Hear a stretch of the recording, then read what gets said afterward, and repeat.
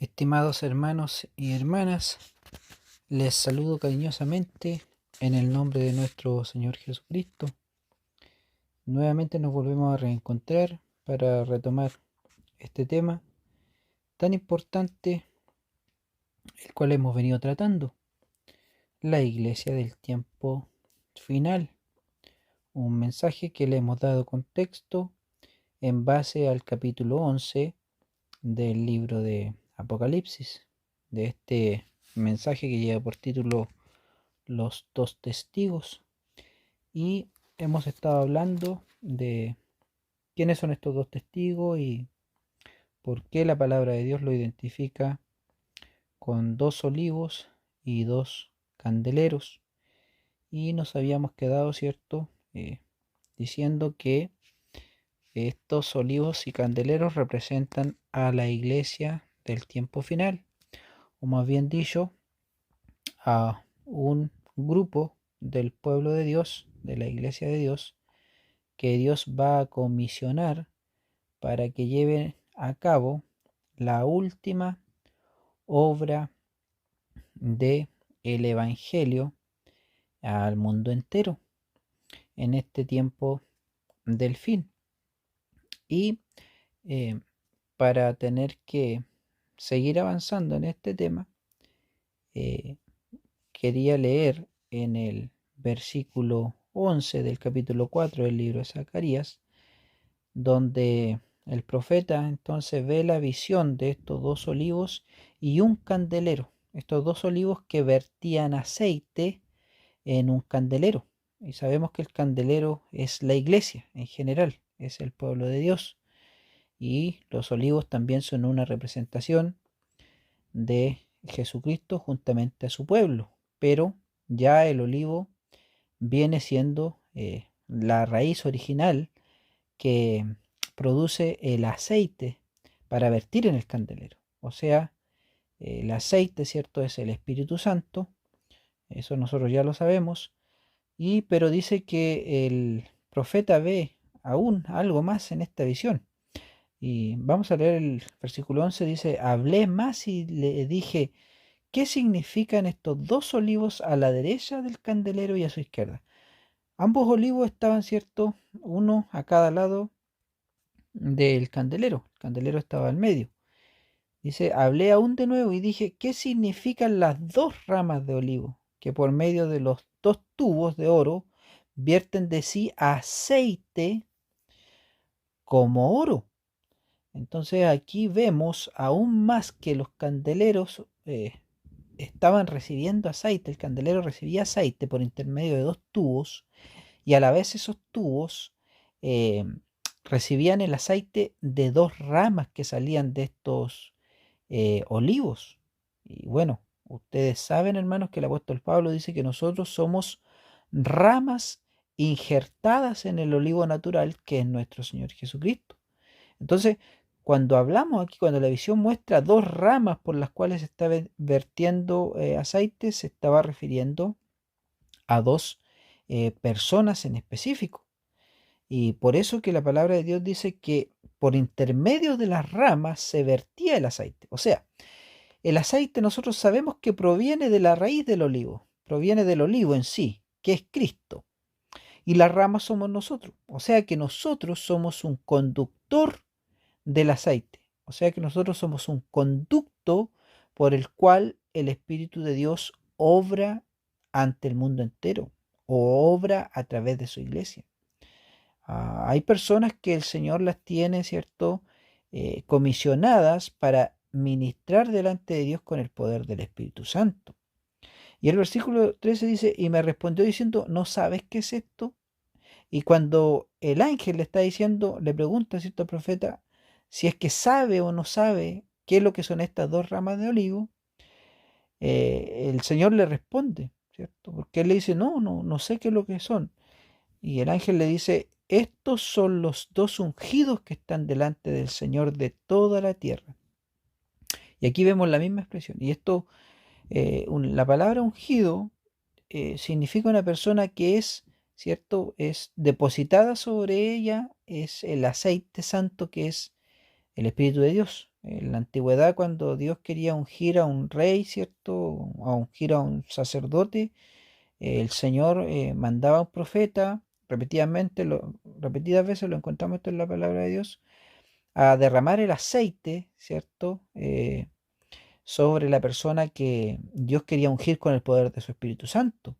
Y esto era un símbolo, ¿cierto? Del Espíritu Santo verdadero, que es algo espiritual, pero era un símbolo y así se hacía. Entonces, por eso dice, estos son los dos ungidos, porque el Señor había ungido a estas dos personas, a Zorobabel como por rey, por príncipe de Israel, ¿cierto? Y a Josué como por sacerdote principal, por sumo sacerdote.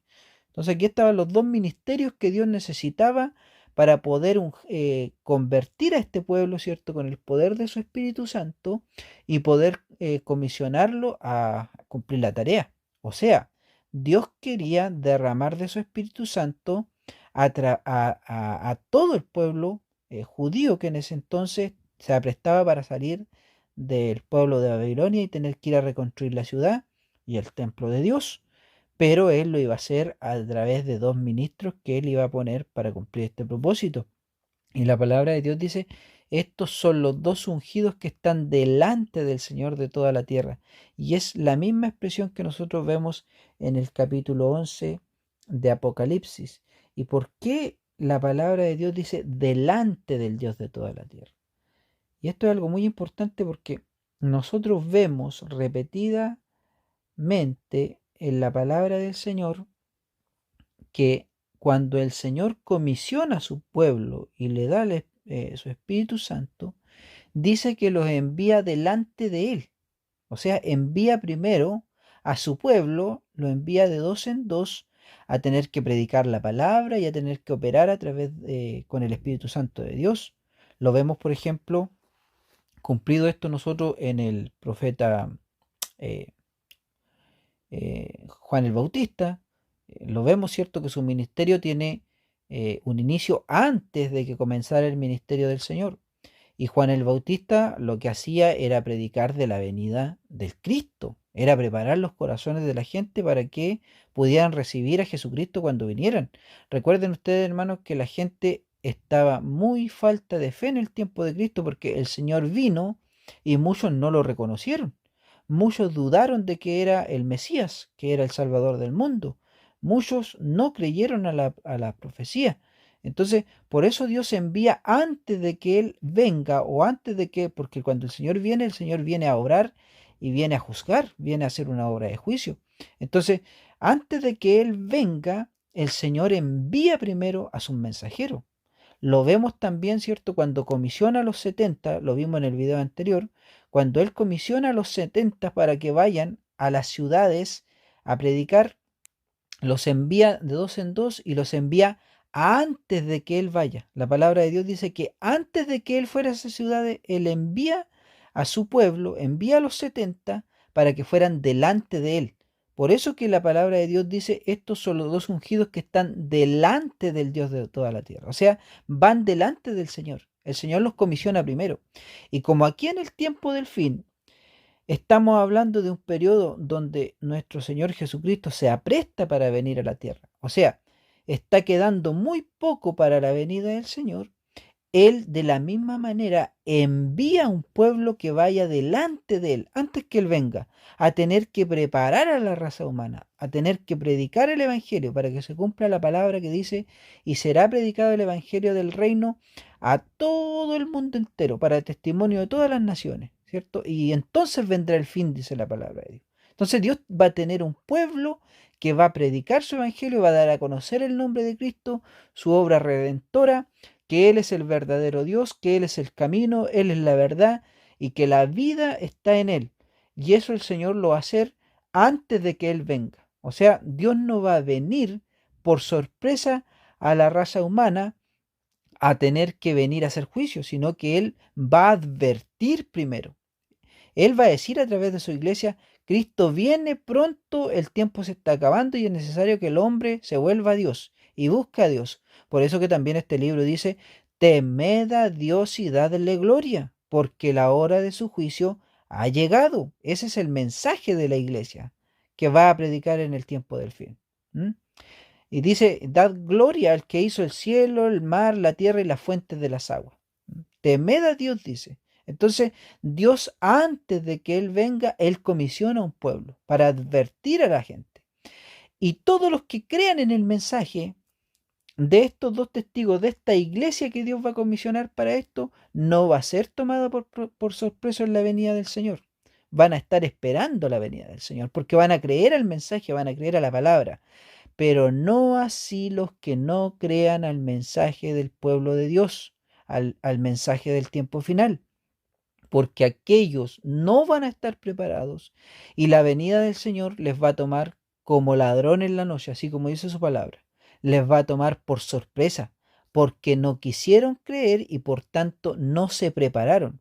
Porque si Dios comisiona a un pueblo primero para que predique su venida, es porque Dios quiere que la gente se prepare. La gente no está preparada y Dios quiere que la gente despierte y se prepare para poder recibir al Señor cuando Él venga.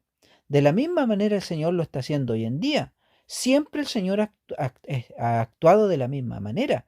Él tiene una iglesia en este tiempo comisionada que está predicando el Evangelio, que está advirtiendo a la gente, que está llamando a las almas a reconciliarse con Jesucristo, a reconciliarse con Dios, a tener que acercarse a Dios, reconocer a Dios, creer en Él, convertirse a Dios para que en el momento de su muerte no le pille por sorpresa.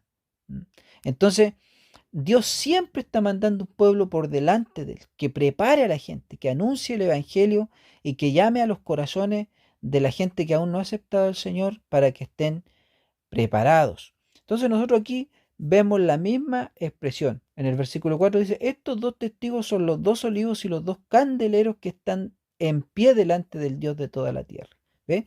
Delante del Dios de la tierra. De la misma forma, la misma expresión. Dice que estos van delante de Dios.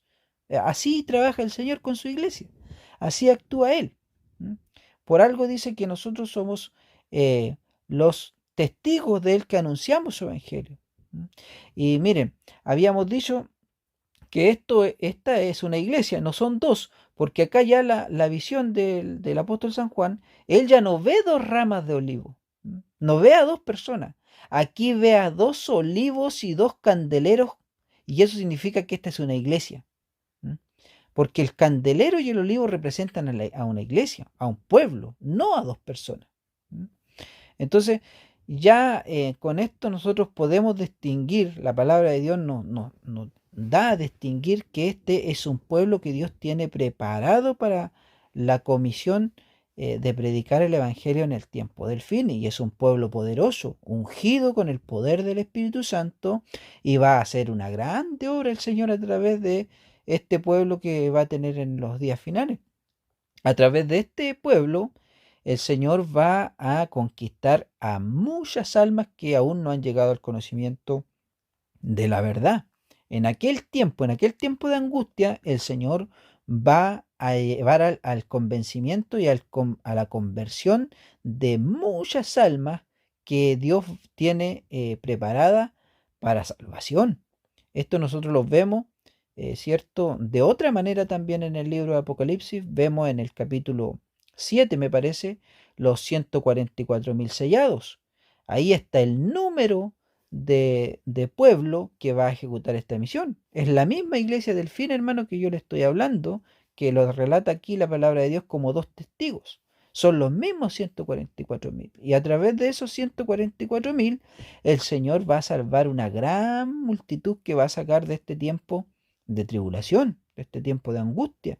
Ahí el Señor va a salvar a muchas almas. Entonces es algo muy grande. Por algo tienen que pasar todas estas cosas para que el Señor pueda cumplir con su obra.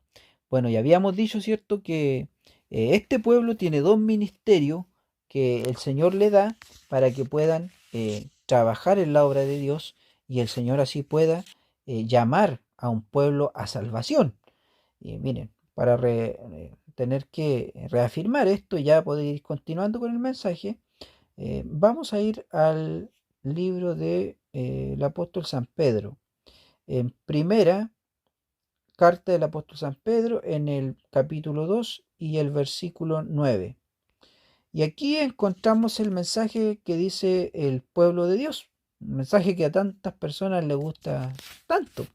Vamos a leer solamente el versículo 9, para que ustedes me crean que no es un invento que yo estoy diciendo, de que el pueblo de Dios tiene dos ministerios y son parte esencial del pueblo que Dios ha comisionado para anunciar su nombre, su evangelio. Dice, mas vosotros sois linaje escogido, real sacerdocio. Ahí está, pues, hermano. Ahí están los dos ministerios. El ministerio real y el ministerio sacerdotal. Los mismos ministerios que tenían Zorobabel y el sumo sacerdote Josué.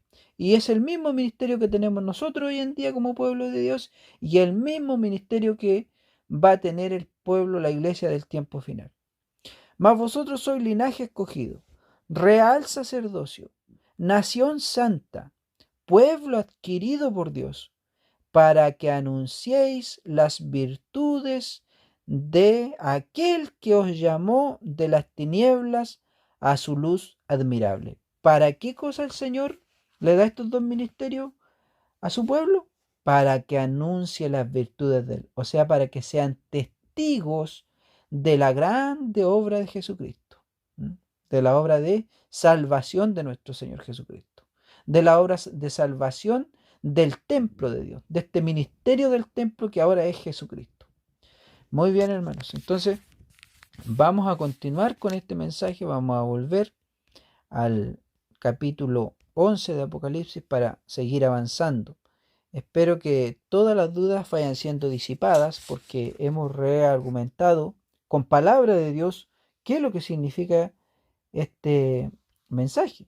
Entonces no es algo que estamos proponiendo, no es una idea, una tesis, sino que algo que está fundamentado en la palabra del Señor. Y el versículo 5 dice, si alguno quiere dañarlos, ¿a quién?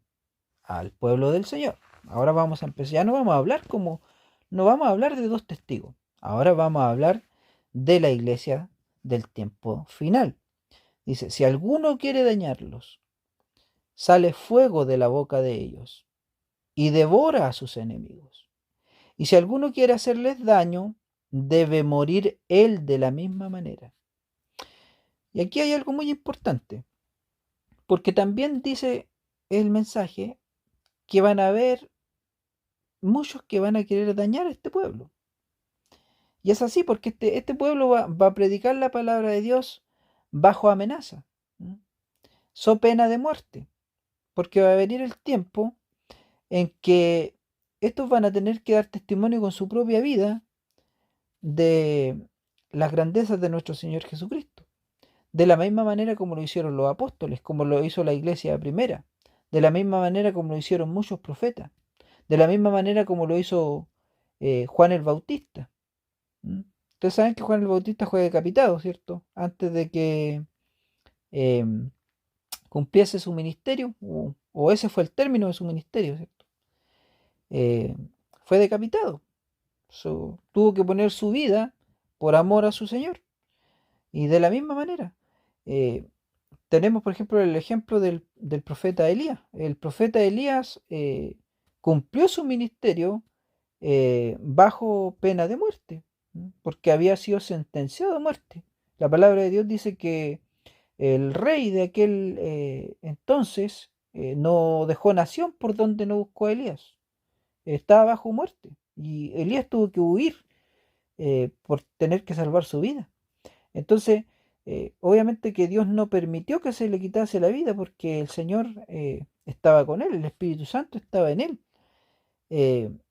Eh, lo mismo Juan el Bautista. Juan el Bautista, Dios no permitió que se tocase su vida hasta que él no cumpliese su ministerio, porque Dios no va a poner a disposición o no va a permitir que le sea quitada la vida a uno de estos miembros de su iglesia hasta que no cumplan su propósito para el cual Él los tiene predestinados, porque tienen un propósito. Y dice, si alguno quiere dañarles, sale fuego de la boca de ellos. Nosotros sabemos que el fuego es el Espíritu Santo, sabemos que el fuego es la palabra de Dios emanando de la iglesia. Por eso que ustedes ven de que el aceite representa al Espíritu Santo y el fuego también representa al Espíritu Santo, pero el aceite es el Espíritu que está corriendo, ¿cierto?, hacia la iglesia, hacia el candelero, está llenando el candelero. Pero el candelero, ese aceite lo convierte en llama, lo convierte en una llama que alumbra. Y esa es la palabra de Dios, es el Espíritu de Dios hablando a través de su iglesia. Por eso que dice que sale fuego de la boca de ellos. Es el Espíritu de Dios hablando a través de su iglesia. Y es la voz de Dios. Mire, para ver esto, por ejemplo, podemos ir muy rápidamente, para no alargarlos tanto, vamos al Salmo. Vamos a ir al Salmo 4. No, perdona, al Salmo. Vamos a ir al Salmo 29. Vamos al Salmo 29 y en el versículo 7.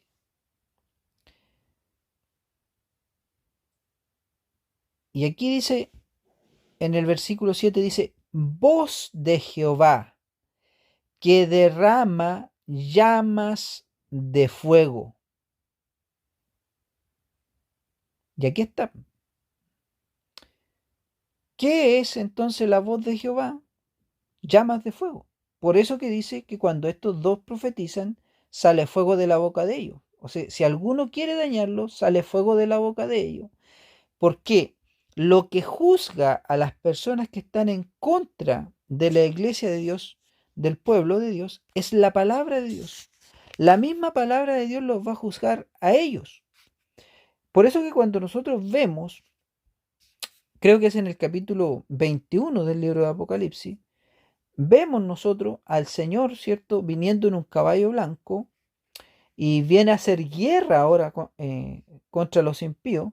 Dice que sale una espada aguda de la boca de él, de dos filos, para herir a las naciones. Y es porque lo que juzga a las personas que no creyeron en el mensaje de Dios es la propia palabra de Dios. Es Dios el que juzga a estas personas.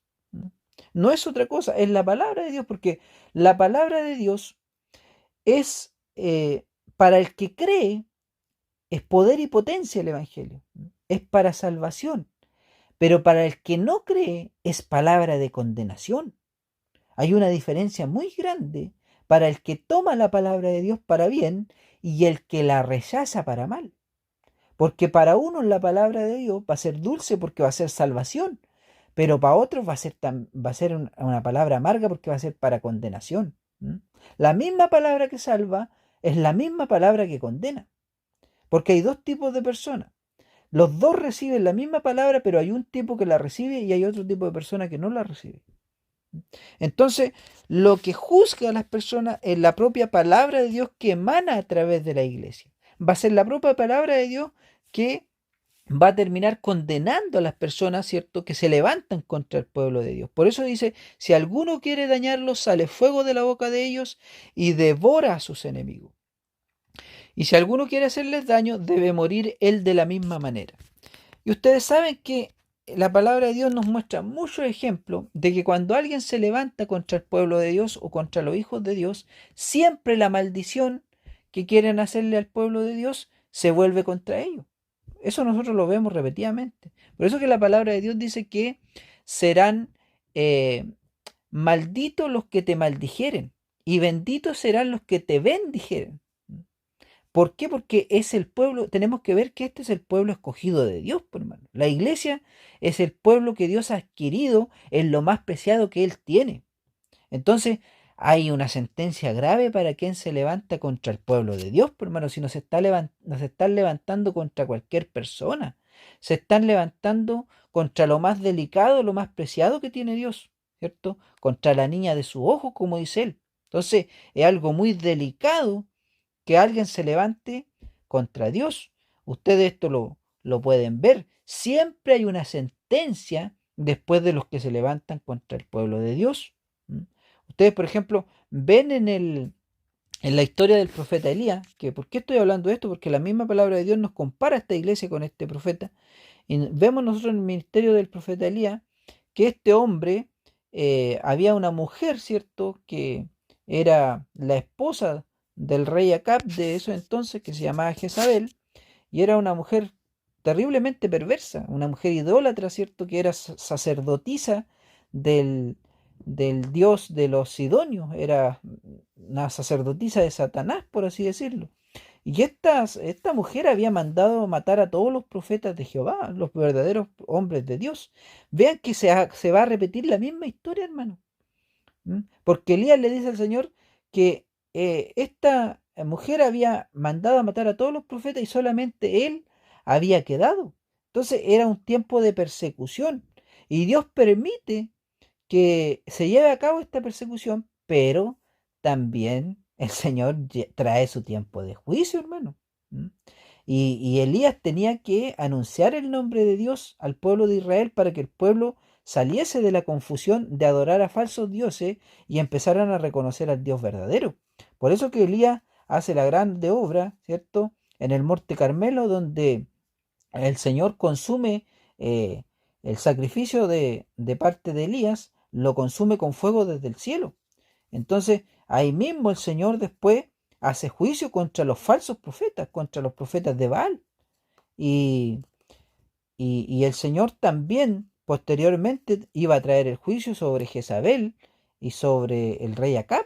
Y por ejemplo, el juicio sobre Jezabel venía por intermedio de la mano de Jehú, un hombre que Dios había elegido para ser rey de Israel. Y noten ustedes, hermano, que Elías estaba preparando el camino para que viniese aquel varón que Dios iba a ungir también con el poder de su espíritu para tomar el control del pueblo de Israel y erradicar la idolatría del pueblo de Israel. O sea, Jehú, hermano, era una figura de Jesucristo, del Jesucristo que iba a venir, del Mesías que iba a venir. Por eso Elías le es encomendado ir delante de Jehú, venir antes que Jehú para preparar al pueblo de Dios, pues, hermano, porque Jehú vino a hacer juicio después, pues, hermano. Si ustedes van a leer la historia de Elías y se van a dar cuenta cómo todo es un símbolo, era un ejemplo de lo que iba a venir al final del tiempo final. La historia se va a volver a repetir, va a haber una falsa iglesia, una falsa religión, va a haber una mujer que la palabra de Dios en sentido espiritual le llama Babilonia, y es una falsa religión que persigue al pueblo de Dios, persigue a los profetas de Dios y se le va a permitir, ¿cierto?, matar a algunos, matar a muchos. Pero posteriormente a esto viene el Señor y el Señor va a hacer juicio. Por eso que la palabra de Dios dice que eh, si alguno quiere hacerle daño, sale fuego de la boca de ellos y devora a sus enemigos. Y si alguno quiere hacerle daño, debe morir él de la misma manera. Entonces, de la misma manera que van a querer destruir a la iglesia de Dios, de la misma manera van a tener también que pagar la sentencia por haber hecho esto, hermano, porque el Señor ya no va a venir, el Señor como cordero manso, ya no va a venir, hermano, de forma pasiva. Él va a venir ahora para hacer juicio. Es terrible la mano de Dios. Él va a venir a vengar a su pueblo, hermano. Entonces, esto es grande. Y bueno, vamos a seguir avanzando porque la palabra de Dios aquí en estos versículos nos va dando características de lo que van a tener que pasar este pueblo elegido para cumplir su ministerio, hermano, un ministerio eh, bajo prueba, bajo amenaza, pero ahí el Señor va a hacer una obra grande. Miren lo que va a hacer el Señor a través de estos dos profetas, a través de esta iglesia, ¿cierto? Para tener que llamar a las almas. Dice, estos tienen poder para cerrar el cielo. Tienen poder para cerrar el cielo. ¿Qué significa cerrar el cielo? A fin de que no llueva en los días de su profecía. Y pregunto yo, ¿qué fue lo que dijo el profeta Elías delante del rey Acab cuando él se presentó delante del rey? ¿Qué es lo que dijo el profeta Elías? Le dijo al rey Acab, yo te digo, ¿cierto? Porque vive Dios, porque vive Jehová, que no lloverá, no volverá a llover sobre la tierra hasta que por medio de mi boca nuevamente se diga.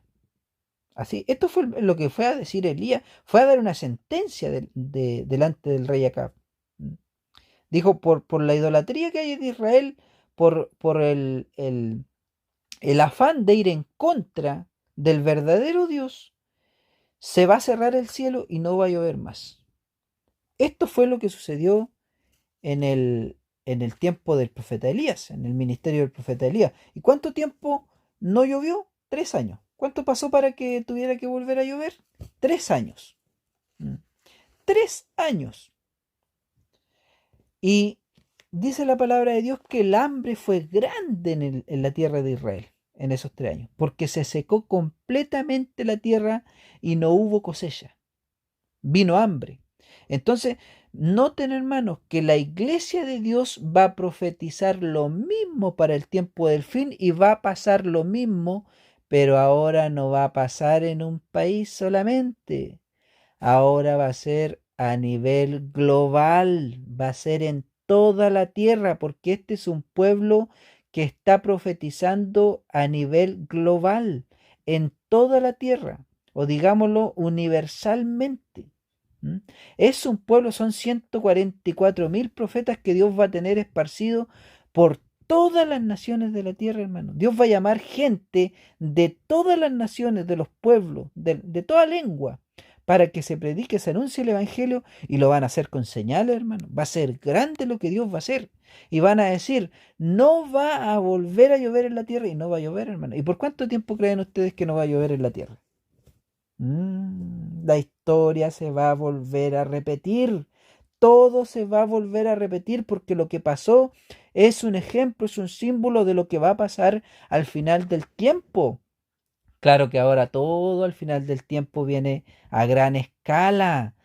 Dios ha dejado lo mejor para el final del tiempo, la guinda de la torta, como se dice por ahí. Al final del tiempo viene una sequía universal, viene un hambre, una escasez tremenda de alimentos. Mm. Y usted estará pensando, ¿y si estamos viviendo nosotros en este tiempo? Si llegamos al tiempo del fin, ¿qué va a ser de nosotros? Sin alimento. La tierra no va a dar su fruto. ¿Qué vamos a hacer? ¿Cómo lo vamos a hacer? Y yo le digo, usted piense en Elías. Pues. ¿Quién alimentaba a Elías? ¿Cómo Dios alimentaba a Elías? ¿Quién le daba de beber a Elías? ¿Quién le llevaba comida a Elías? Tiene que leer la historia del profeta Elías en el libro de los reyes. Tiene que leer la historia del profeta Elías y tiene que leer la historia de Moisés y Aarón ministrando delante de Faraón en la tierra de Egipto. Sí o sí tiene que leer esto para que puedan entender este mensaje, porque esos son ejemplos de las cosas que iban a venir en el futuro. La historia se va a volver a repetir. Dice, estos tienen poder para cerrar el cielo a fin de que no llueva en los días de su profecía. Y tienen poder sobre las aguas para convertirlas en sangre. ¿Quién convirtió las aguas en sangre? ¿Quién convirtió las aguas en sangre? Moisés y Aarón. Esta fue una plaga que el Señor dejó caer en la tierra de Egipto. La palabra de Dios se va a volver a repetir, pero ahora va a tener un cumplimiento a escala global. Dice, estos tienen poder sobre las aguas para convertirla en sangre y para herir la tierra con toda plaga, cuantas veces quieran. Aquí está clarito, hermano. Con toda plaga, dice la palabra de Dios. ¿Y ustedes quieren saber cuáles son las plagas que van a anunciar estos profetas y que Dios va a derramar sobre la tierra? Tienen que leer las 7 trompetas, de la trompeta 1 hasta la 6, porque la séptima trompeta es la venida de nuestro Señor Jesucristo. Entonces, las trompetas es el mensaje que van a anunciar este pueblo, la iglesia del tiempo final. Ese es el mensaje. Este va a ser un mensaje poderoso porque la palabra que salga de la boca de ellos se va a cumplir de la misma manera que lo hizo Moisés con Aarón. Recuerden que cuando Moisés y Aarón se presentaban delante de Faraón, iban y le decían a Faraón: deja a mi pueblo en libertad, deja que mi pueblo me sirva. Y Faraón tenía oprimido al pueblo de Dios. Noten que Faraón tenía obligado al pueblo de Israel a servir a sus dioses, a vivir en Egipto, a trabajar como esclavos para su reino. Y el Señor le estaba reclamando que dejara a su pueblo en libertad. Lo mismo va a hacer el Señor en este tiempo del fin, hermano, porque va a haber un gobernante mundial que va a estar oprimiendo al pueblo de Dios, que no va a dejar al pueblo de Dios servirle a Dios ni buscar a su Dios.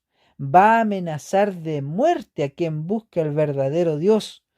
Y la palabra de Dios nos dice que ese hombre es un falso Cristo. La palabra de Dios le llama el inicuo, el hombre de pecado.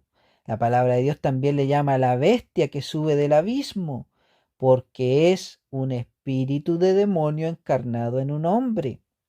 Y este hombre va a hacer una grande obra también delante de toda la gente, porque va a hacerse pasar por Jesucristo. Entonces, hermano, nos vamos a encontrar aquí con algo muy similar, que el ministerio de esta iglesia del tiempo final es muy parecido al ministerio del profeta Elías y de Moisés y Aarón, porque Moisés y Aarón se paraban delante de Faraón y le decían: deja ir a mi pueblo, si no lo dejas ir, vendrá una plaga de langostas, vendrá una plaga de mosca, vendrá una plaga de rana, y así sucesivamente, hermano. 9 plagas hubieron antes que Faraón, rey de Egipto, dejara ir al pueblo de Israel. Y ya lo último fue la gran matanza de su ejército, hermano, porque la palabra de Dios dice que jinete y caballo fueron eh, consumidos y ahogados por el mar. Entonces, noten, la palabra del Señor se va a volver a cumplir, se va a repetir la historia, pero ahora viene un cumplimiento que es a toda la tierra, hermano. Es grande las cosas que va a hacer y es grande el ministerio que Dios le va a dar a su pueblo. Es necesario que se lea la historia de Elías y la historia de Moisés, porque es una representación de lo que viene en el tiempo del fin.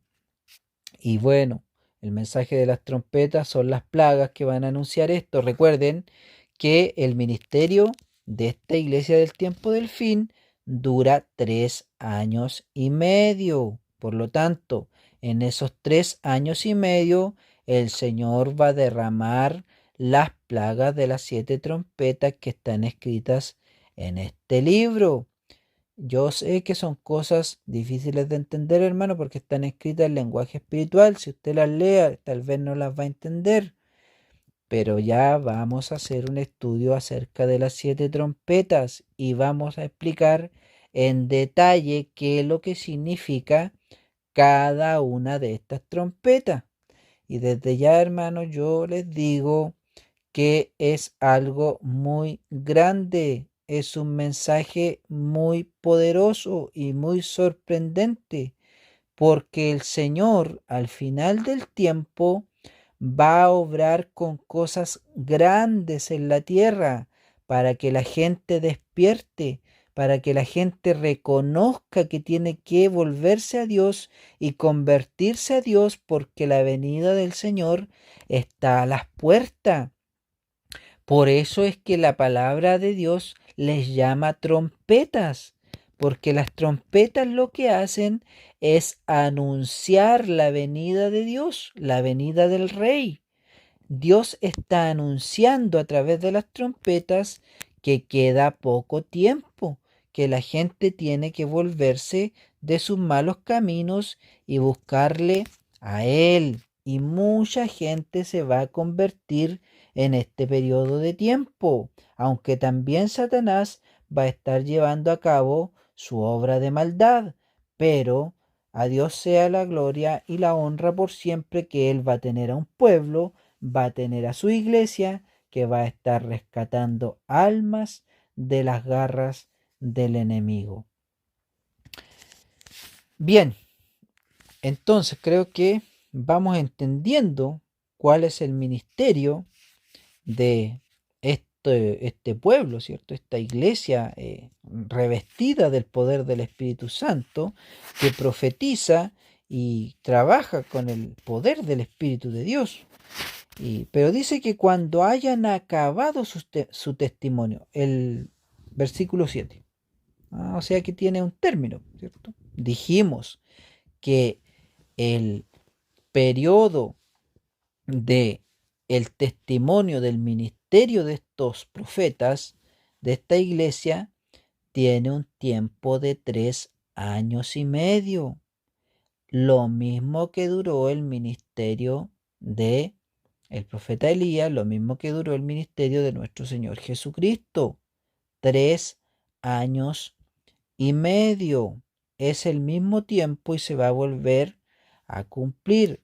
Pero dice que cuando hayan acabado su testimonio, o sea, cuando hayan pasado los 3 años y medio. Dice, la bestia que sube del abismo.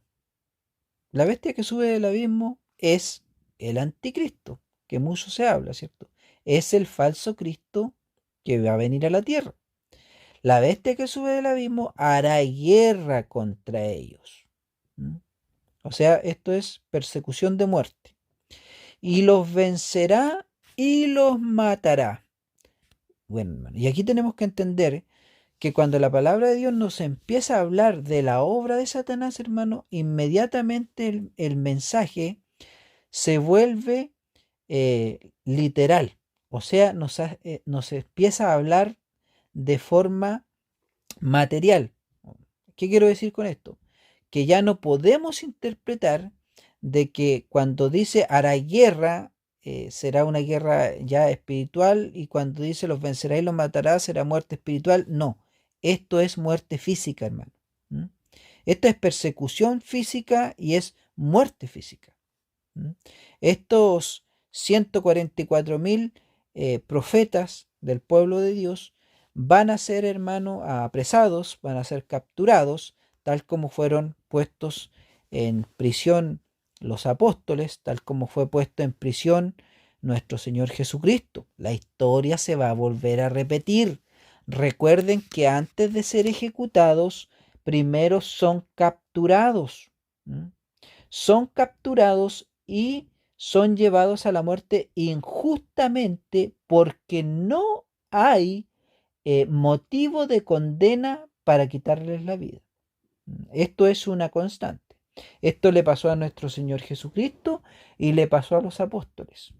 Si ustedes quieren reabundar en esto, tienen que sí o sí dominar a la perfección la historia de nuestro Señor Jesucristo, desde el momento que Él está orando en el Monte de los Olivos y de que Judas lo entrega para tener que ir a compadecer delante del sumo sacerdote, de los fariseos y de los judíos de aquellos tiempos, para posteriormente compadecer delante de Pilato, y nadie lo encuentra culpable. Nadie tiene forma de acusar al Señor porque el Señor no era culpable, ¿cierto? Finalmente, por suertes, el pueblo, el mismo pueblo, determina, ¿cierto?, enviarlo a la muerte, injustamente. Todo ese pueblo mancha de sus manos con sangre inocente, porque el Señor era inocente, y lo condenan a tener que ir a morir injustamente, para que se cumpliera la palabra que decía, el justo pagando por los injustos, o pagando por los pecadores, ¿cierto? El que no tenía pecado, tener que ir a ocupar el lugar de los pecadores.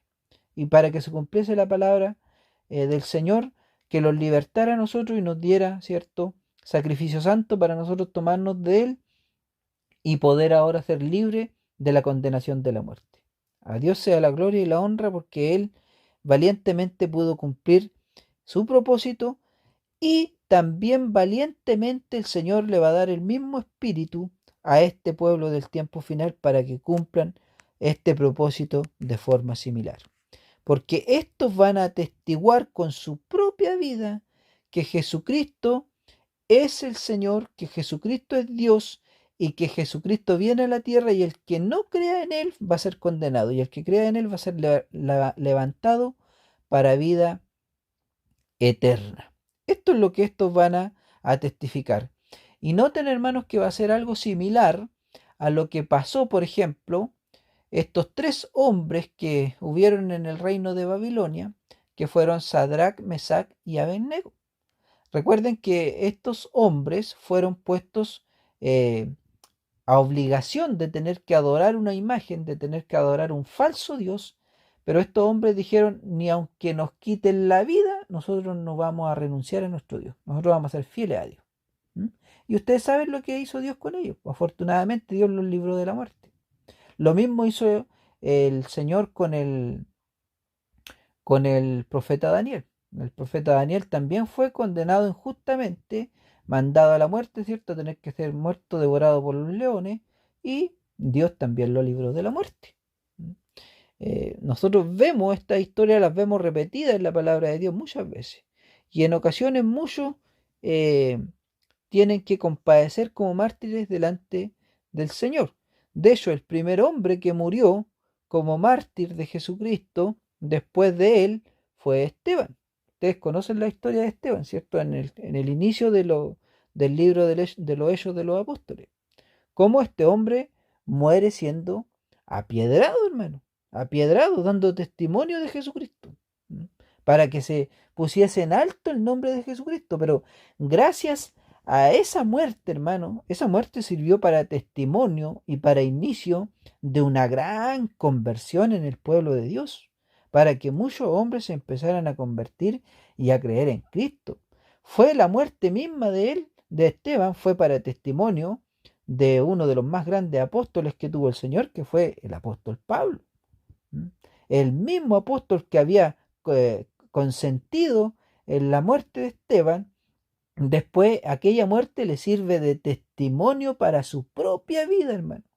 Para ver, ¿cierto?, que cuánto tenía que llegar a padecer un hombre por amor a su Señor, por amor a Jesucristo y por amor a las almas, para que las almas se salvaran.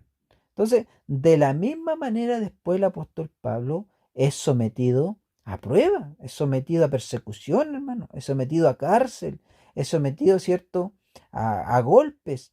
Eh, Realmente el Señor le demuestra, ¿cierto?, que le era necesario a él también padecer mucho por la causa de Dios.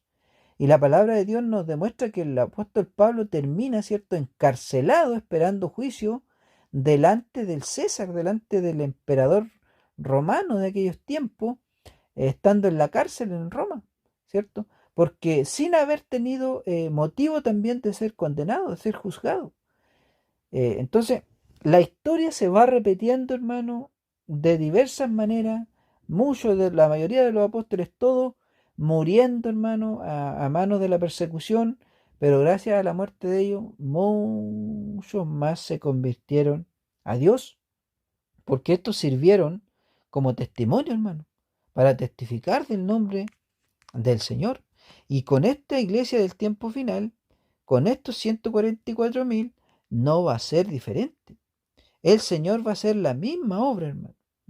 Pero solamente Él va a dejar que sean, en este caso, asesinados cuando hayan acabado su ministerio. Antes de esto, hermano, no los van a poder tocar. Pero sabe que esto no es una mala noticia, porque la muerte de estos va a servir de testimonio para los que van a estar en aquellos tiempos. Y aquí viene un misterio grande, viene un misterio muy grande en estos versículos aquí en adelante. Y para que nosotros los podamos entender, nosotros tenemos que tener la mente abierta. Y tenemos que conocer la palabra de Dios, tenemos que conocer el ministerio de nuestro Señor Jesucristo. Porque les diré yo, cuando el Señor murió, si nosotros leemos la historia nos entristecimos mucho, Nos dolimos mucho, hermano, y yo cuando la leo, la historia, cada vez que la leo, la he leído muchas veces, pero cada vez que la leo, es una amargura muy grande porque es terrible lo que al Señor le tocó padecer por causa de nosotros, por causa de los pecadores. Entonces ahí uno como que le toma el peso a lo que hizo el Señor, es algo grande, hermano. Es grande, es tremendo. Eh, es algo que realmente si una persona común y corriente jamás lo hubiese podido hacer. Y el Señor lo hizo y la muerte de él es diferente a la muerte, por ejemplo, de un apóstol o de un profeta, porque tanto los apóstoles como los profetas murieron acompañados del Espíritu Santo, pues. O sea, el Espíritu Santo estuvo con ellos. Ellos no murieron solos. El Espíritu Santo era lo que les daba el aliento, lo que les daba la valentía, todo. ¿M? No fueron solos a la muerte, pero el Señor Jesucristo fue diferente, porque el Señor Jesucristo, Él era el Espíritu Santo. Entonces, Él fue solo a la muerte. Él no fue con compañía a la muerte. Por eso que Él mismo estando en la cruz, antes de expirar, la palabra de Dios dice que Él dice, eh, Dios mío, ¿por qué me has desamparado? ¿Mm? Él está diciendo, ¿por qué yo he quedado solo? ¿Por qué estoy solo yo en este momento aquí cumpliendo esto? ¿Mm? Y él se responde la pregunta. Y esto él lo declara en la cruz para que nosotros entendamos, hermano, que la muerte de él no es cualquier muerte, pues, no es cualquier muerte. Por eso que la palabra de Dios dice que él es el primogénito de los muertos. O sea, quiere decir que él es el más importante de los muertos, por hermano. Es el más importante de los resucitados, el más importante de los que mueren por la causa de Dios. Es el principal de todos.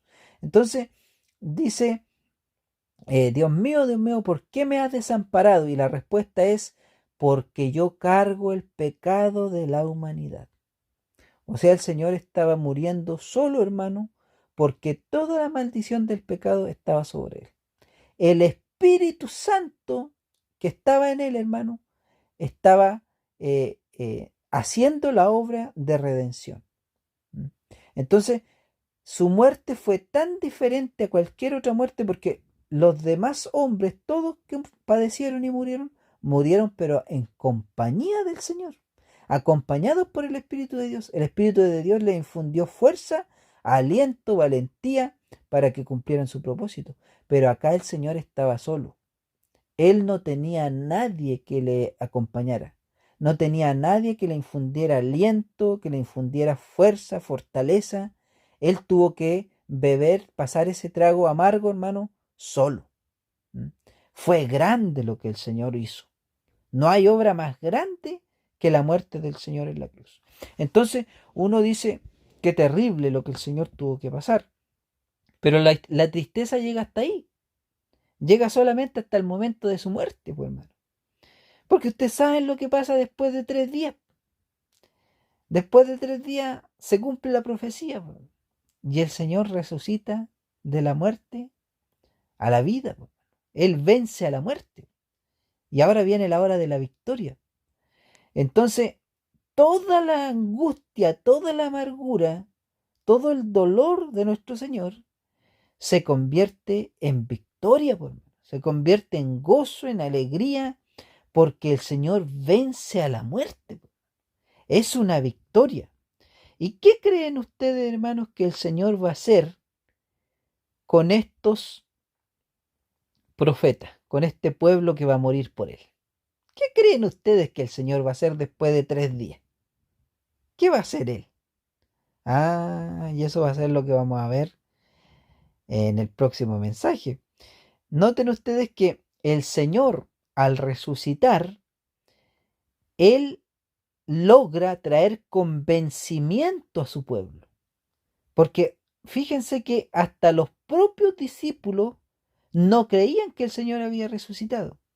Cuando las mujeres van al sepulcro y se encuentran con los ángeles y ven que en la tumba estaba vacía, los ángeles le dicen, ¿por qué buscáis al que vive entre los muertos? ¿Ah? ¿O por qué buscáis entre los muertos al que vive? Y le dicen, Jesús no está aquí, Él ha resucitado. Y aquí está la tumba, está vacía. Miren ustedes mismas, le dicen los ángeles. ¿Eh? Entonces, las mujeres van corriendo a decirle a los discípulos que el Señor había resucitado, pero aún los discípulos no creían, hermano. ¿Qué tuvo que hacer el Señor para que los discípulos terminaran creyendo, hermano, de una vez por todas, que Él era Dios, que Él era el Mesías prometido, que Él era el Salvador del mundo? Él tuvo que presentarse delante de los apóstoles, pues, hermano, como resucitado. Ya. Y ahí los apóstoles terminaron de creer en su Señor, pues, hermano, que era el Dios verdadero, que Él mismo era Dios que había vencido a la muerte. Entonces, muchos más después creyeron en la resurrección del Señor, pues, hermano. Esto fue para testimonio, para que el pueblo, para que las almas se convirtieran a Dios y se salvaran, pues, hermano. Ya, ¿qué creen ustedes ahora lo que va a hacer el Señor con su iglesia del tiempo final? Con este pueblecito que Él tiene preparado de antemano para que le trabaje a Él. ¿Qué creen ustedes, hermanos, que el Señor va a hacer para testimonio de todas las naciones de la tierra? Yo sé que ya la respuesta ustedes ya se la imaginan. Entonces, vamos a ver que es grande, hermano. Esta muerte es pasajera. Esto solamente es un paso para la victoria que el Señor va a traer, hermano, sobre su pueblo. Por eso que ustedes después van a leer que los 144.000 están en pie en el monte de Sión juntamente con el Cordero, con nuestro Señor Jesucristo, y tienen palmas en las manos y están victoriosos porque vencieron a la muerte. Grande es su nombre, por siempre y para siempre. Miren, el versículo 8 para terminar dice, y sus cadáveres estarán en la plaza de la grande ciudad que en sentido espiritual se llama Sodoma y Egipto. Aquí más claro todavía lo habla la palabra de Dios, porque lo dice que está hablando de una ciudad en sentido espiritual. La misma palabra de Dios lo está diciendo. O sea, no está hablando de Sodoma ni de Egipto, por hermano. Porque Sodoma ya no existe, ustedes saben que se quemó con el fuego eterno. Y Egipto tampoco, pues, hermano. Egipto existe como país, pero el Señor no fue crucificado en Egipto. Miren, dicen, donde también nuestro Señor fue crucificado. ¿Eh? Y nuestro Señor Jesucristo no fue crucificado ni en Sodoma, ni fue crucificado en Egipto. Entonces, ¿qué ciudad es esta? Ah, esta es otra ciudad, pues, hermano. Es otra ciudad. Y eso lo vamos a averiguar también en el mensaje que va a venir a continuación de esto. Y la cosa se va a empezar a poner buena. Dice, y sus cadáveres estarán en la plaza de la grande ciudad. O sea, hermanos, que eh, Satanás va a querer exhibir los cadáveres de esta iglesia, pues, hermano, de este pueblo. Los va a querer exhibir delante del mundo entero para dar un ejemplo de lo que les pasa a los que siguen al verdadero Dios y los que no lo siguen a Él. Pero el Señor aquí va a hacer una obra grande, por hermano. Grande obra es la que va a hacer el Señor con este pueblo. Por algo es su pueblo, por hermano. Y el Señor, recuerden, que viste a su iglesia, viste a su pueblo de honor y de gloria, porque no le están sirviéndole a un rey humano, sino que le están sirviendo al príncipe de los ejércitos, a Jehová el Dios de los ejércitos. Por lo tanto, hermanos, grande honor y gloria Dios le va a dar a este pueblo y su testimonio va a ser grande, hermano, para que muchos se salven por el testimonio de esta iglesia que profetiza para nuestro Señor Jesucristo. Bien, hermanos, vamos a dejarlo hasta aquí por hoy y nos vamos a quedar con muchas intrigas más y de seguro que vamos a tener que seguir leyendo mientras tanto estos versículos, ¿cierto? Para poder tener una idea de lo que sigue. Pero Dios nos va a responder todas nuestras preguntas porque el Espíritu Santo de Dios, el aceite santo de Dios, es el que está alumbrando en esta hora para responder todo lenguaje oculto de su palabra y para dar bendición al corazón de su pueblo que le busca de día y de noche. Amén.